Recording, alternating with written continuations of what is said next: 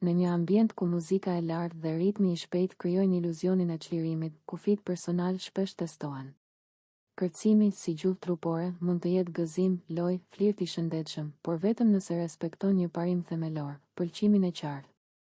Episodi i raportuar ku Eliona ndërhyn me forcë për të larguar duart dhe largohet nga vendi ku po kërcente është momenti kur trupi flet më fort se fjalët. Është një ndalo i padiskutueshëm, i shprehur jo me retorik, por me veprim. Kjo se nuk synon të riprodhoj detaje që cënojnë dinjitetin. Ajo synon të kuptoj çfarë ndodh kur kufiri kalohet, si lexohet reagimi i menjëhershëm i një individi dhe çfarë përgjegjësish lindin për grupin, produksionin dhe publikun. Pëlqimi nuk është supozim. Pëlqimi nuk është hamendje, nuk është ndoshta, nuk është heshtje. Ai është i qartë, i vazhdueshëm dhe i revokueshëm. Në çastin kur Eliona largon duart dhe ikën, pëlqimi revokohet pa ekuivok, nëse ka qenë ndonjëherë i pranishëm. Ky veprim e mbyll çdo debat. Nuk kërkon shpjegim shtesë. Nuk kërkon arsyetim. Trupi ka folur. Në këtë kuptim, reagimi i saj është model i shëndetshëm i vetë mbrojtjes. Ai tregon se autonomia nuk negociohet dhe se kufit nuk janë temë diskutimi pas faktit. Psikologjia e reagimit të menjëhershëm. Nga këndvështrimi psikologjik, reagimi i shpejt është shpesh refleks mbrojtës. Ai vjen para fjalëve, para kalkulimeve sociale. Në një ambient të ekspozuar si reality show, ky refleks ka kosto emocionale, frikë nga gjykimi, nga keqinterpretimi, nga polarizimi i grupit. Megjithatë, Eliona zgjedh sigurinë personale mbi komoditetin social. Kjo zgjedhje ka peshë. Largimi nga hapësira e kërcimit është gjithashtu mesazh për ambientin. Kjo situatë nuk është e pranueshme. Është një vije e tërhequr publikisht dhe vijet publike kërkojnë reagim publik. Etika e respektit, ku mbaron loja.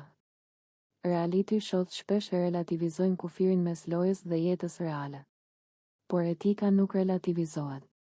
Trupi i tjetrit nuk është pjesë e lojës. Çdo afrim i paqartë duhet të ndalet në shenjën e parë të refuzimit. Çdo përpjekje për ta justifikuar situatën, si keqkuptim, shaka, atmosferë, e zhvendos përgjegjësinë nga veprimet e viktima. Kjo zhvendosje është e padrejtë dhe e rrezikshme. Etika kërkon një standard të thjeshtë, kur dikush thotë jo me fjalë ose me trup, përgjigjja është ndalimi i menjëhershëm. Dinamika e grupit, dëshmitar apo mbrojtës? Asnjë situatë nuk ndodh në vakum. Reagimi i grupit, qoftë me ndërhyrje, qoftë me heshtje, formson kulturën e shtëpisë. Dëshmitarët kanë rol kyç, të normalizojnë kufit ose t'i lëkundin ata. Një fjalë e thënë në kohë, një ndërhyrje e matur, një gjest mbështetës për personin që u largua, këto janë veprime që e mbyllin situatën dhe e mbrojnë komunitetin. Heshtja, përkundrazi, e zgjedh paqartësinë dhe i lë hapësirë relativizimin. Dhe relativizimi është terreni ku shkeljet përsëriten.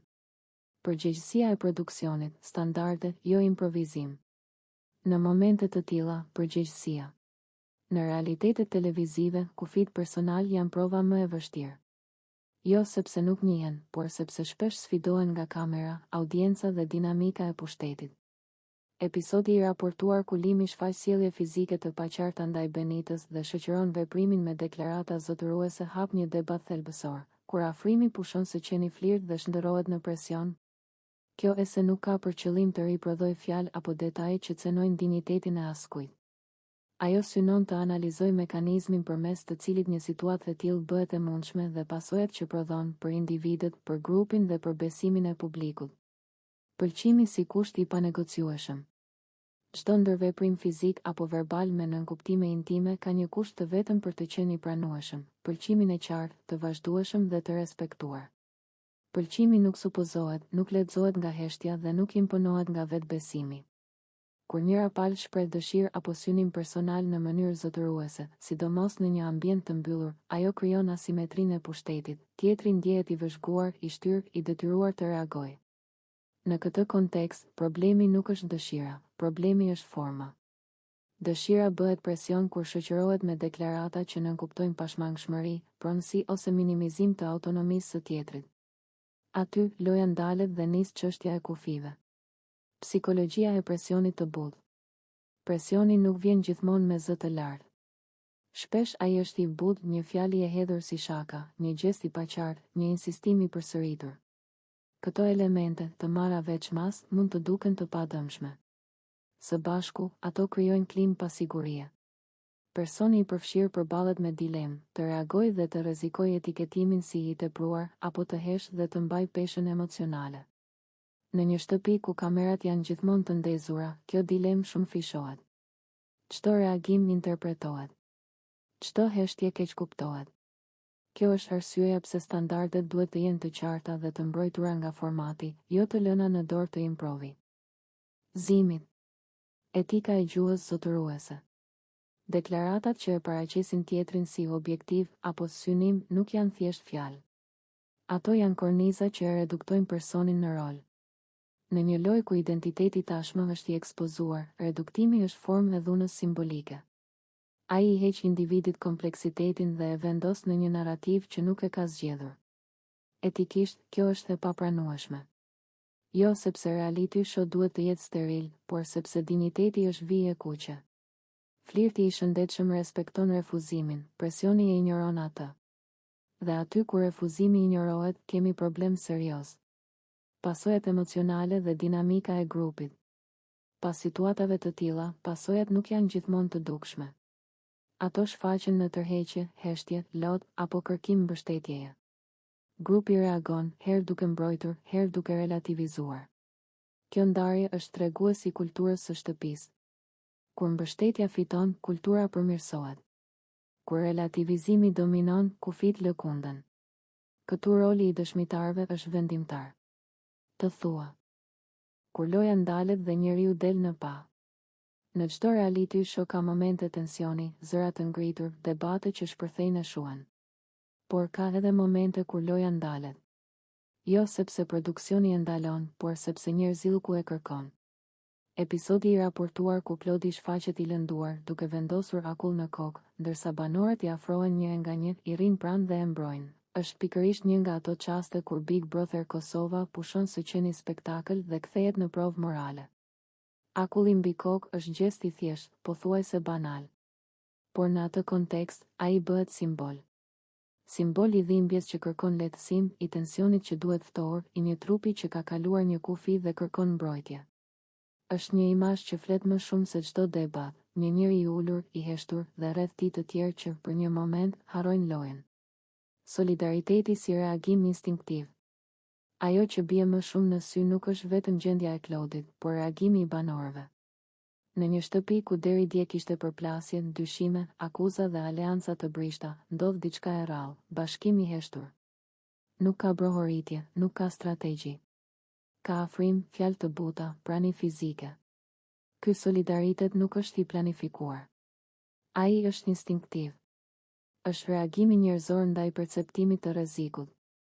Banorët krijojnë një rreth mbrojtës, jo për të fituar pikë, por për të vendosur kufi. Deri këtu po, më tej jo. Dhe ky rreth është mesazh i fortë për publikun, edhe në një lojë ku gjithçka duket e lejuar, dhuna nuk është normale. Psikologjia e pas incidentit. Nga këndvështrimi psikologjik, momentet pas një përplasjeje të tillë janë kritike. Trupi mund të ketë dhimbje, por tronditja emocionale është ajo që lë gjurmë më të thella. Vendosja e akullit është kujdes për trupin, prania e të tjerëve është kujdes për mendjen. Këtu, Klodi nuk është më lojtar, strateg apo kundërshtar. Ai është individ i cenueshëm. Dhe kur banorët i afrohen, ata i njohin këtë cenueshmëri. Ata i japin atë që çdo njeri kërkon pas një tron. Ditjeje, siguri. Mesazhi është i qartë, je i mbrojtur këtu. Në psikologjinë sociale, kjo quhet validim emocional, pranimi i përjetimit të tjetrit pa e minimizuar. Nuk ka nevojë për prova në atë moment, ka nevojë për empati. Dhe empatia është mjet shërues. Etika e kufive të pakalueshëm. Edhe si pretendim, një episod i tillë e vendos formatin përballë një parimi të panegociueshëm. Dhuna fizike është vijë e kuqe. Big Brother mund të tolerojë konflikt verbal, strategji të ashpra, por nuk mund të normalizojë cenimin fizik. Nëse loja lejon që ky kufi të turbullohet, ajo humbet legjitimitetin e saj si eksperiment social. Këtu lind përgjegjësia etike e të gjithëve, banorëve, produksionit, publikut. Banorët duke reaguar dhe mbrojtur, produksioni duke ndërhyrë, sqaruar dhe vendosur standarde, publiku duke mos kërkuar spektakël me çdo kusht. Sepse spektakli që ushqehet me dhimbje reale nuk është më argëtim, është shfrytëzim. Roli i dëshmitarëve, heshtja apo ndërhyrja. Një aspekt thelbësor i ngjarja e rëndë që tronditi shtëpinë e Big Brother Kosova vazhdon të ketë jehon të fortë jo vetëm brenda mureve të shtëpisë, por edhe jashtë saj, në opinionin publik dhe tek familjarët e përfshirë drejt për drejt. Pas incidentit ku Limi goditi Klodin me grushte, reagimet nuk kanë munguar, por më të fortat dhe më të drejt për drejtat kanë ardhur nga familjarët e Klodit, të cilët kanë dalë hapur duke kërkuar largimin e menjëhershëm të Limit nga Big Brother. Sipas tyre, ajo që ndodhi nuk është më pjesë e një loje, as e një debati televiziv apo e një konflikti verbal të zakonshëm. Ata e konsiderojnë aktin e Limit si një dhunë të pastër fizike, të papranueshme dhe të pajustifikueshme në çdo rrethan, aq më tepër në një format televiziv që ndiqet nga mijëra shikues, përfshirë të rinj dhe fëmijë. Familjarët shprehen se pamjet e transmetuara janë tronditëse dhe se askush nuk ka të drejtë të ushtrojë dhunë ndaj një tjetri, pavarësisht provokimeve apo tensioneve të krijuara në lojë. Në reagimet e tyre, ata theksojnë se Klodi ka hyrë në Big Brother me qëllimin për të garuar ndershëm, për të shprehur mendimet e tij dhe për të qenë pjesë e një eksperience sociale, jo për të bërë viktimë goditjeve fizike. Ata shprehin shqetësim të madh për gjendjen emocionale dhe psikologjike të tij, duke theksuar se një situatë e tillë lë pasoja të rënda, sidomos kur ndodh përpara kamerave dhe në presionin e vazhdueshëm të izolimin. Familjarët e Klodit janë drejtuar drejt për drejt produksionit të Big Brother Kosova, duke kërkuar që rasti të trajtohet me seriozitet maksimal. Sipas tyre, largimi i Limit nga loja nuk është një hakmarrje, por një masë e domosdoshme për të ruajtur rregullat, sigurinë e banorëve dhe besueshmërinë e formatit. Ata theksojnë se tolerimi i dhunës krijon një precedent të rrezikshëm dhe dërgon një mesazh të gabuar në shoqëri. Ngjarja ka ndezur edhe një debat të gjerë publik. Në rrjetet sociale, shumë shikues janë rreshtuar në krah të familjarëve të Klodit duke kërkuar rëmasa të menjëhershme dhe duke e quajtur incidentin një shkelje të rëndë të rregullave të lojës. Komente të shumta theksojnë se Big Brother mund të tolerojë debate, strategji dhe përplasje verbale, por jo dhunë fizike. Për ta, kufiri është kaluar dhe nuk ka më vend për diskutim. Nga ana tjetër, ka edhe zëra që përpiqen të analizojnë situatën në një këndvështrim më të gjerë, duke përmendur presionin psikologjik, izolimin dhe provokimet e vazhdueshme brenda shtëpisë. Megjithatë, edhe këta zëra pranojnë se, pavarësisht çdo rrethane, goditja me grusht nuk justifikohet dhe se përgjegjësia personale duhet të mbetet mbi gjithçka. Familjarët e Klodit shprehen se nuk janë të interesuar për dramë apo përfitim mediatik, por për drejtësi dhe siguri. Ata theksojnë se reagimi i tyre vjen nga dhimbja dhe shqetësimi për një njeri të afërt, që po përballet me një situatë të vështirë dhe të padrejtë. Sipas tyre, Klodi nuk duhet të ndihet i pasigurt brenda një formati që supozohet të jetë i kontrolluar.